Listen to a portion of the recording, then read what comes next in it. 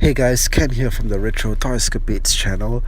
Thanks for joining me, and before you continue, I'd like to ask that you kindly subscribe to the channel so I can continue to share more awesome pop culture news and commentary. Okay, so the amazing photos and images from Toy Fair 2019 continue to hit online, and once again the Great Toy Arc site has shared images of something that I just had to leave my comments on. It seems ReAction has the great pleasure of presenting to us Robocop.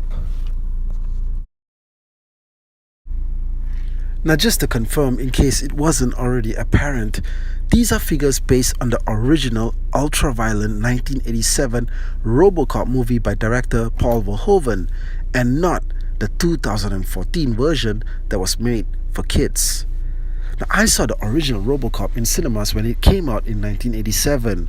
I was a kid, obviously, back then, but let's just say that I had an adult accompanying me.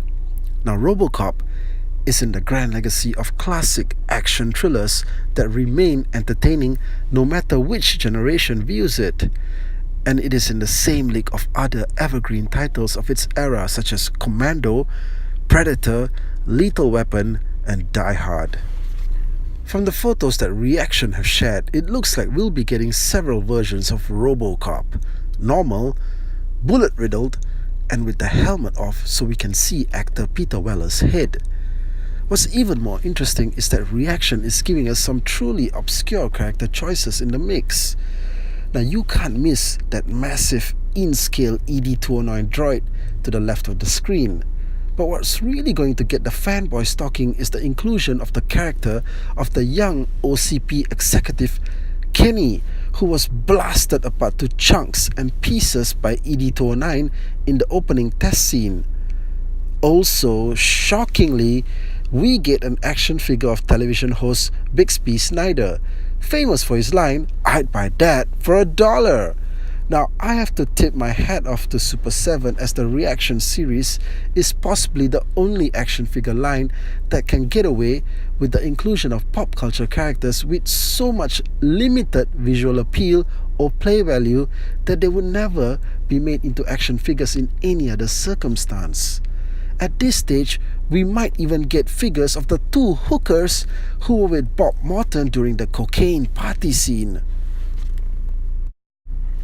But the one figure that totally took me off guard was the one here of Emil, the bad guy in the film, who crashes into a tank of toxic waste and gets turned into the toxic Avenger. Holy hell! If you told me just 10 years ago that there would be an officially licensed Robocop toy product with this figure in it, I would have told you to get the hell out of here. I am curious though as to where the rest of the heavy-hitting supporting cast is.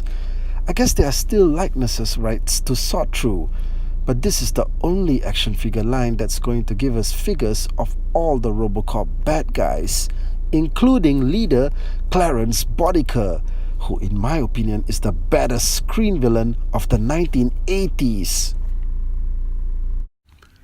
And hey, did I ever tell you guys about the time that I met Clarence Boddicker?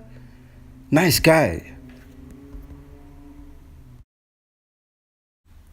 Okay, so while we're on the subject, let's not also forget that Kenner did in fact produce a line of Robocop toys in the late 80s.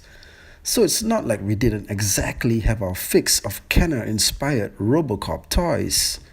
However, that original range was based on the animated series that was created for TV and not movie-inspired.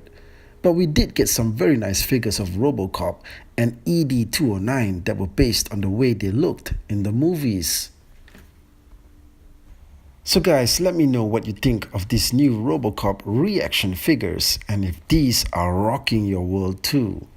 Do leave your comments below and do keep following the channel for more Toy Fair 2019 thoughts and feedback. Thank you, and I'll catch you guys again soon.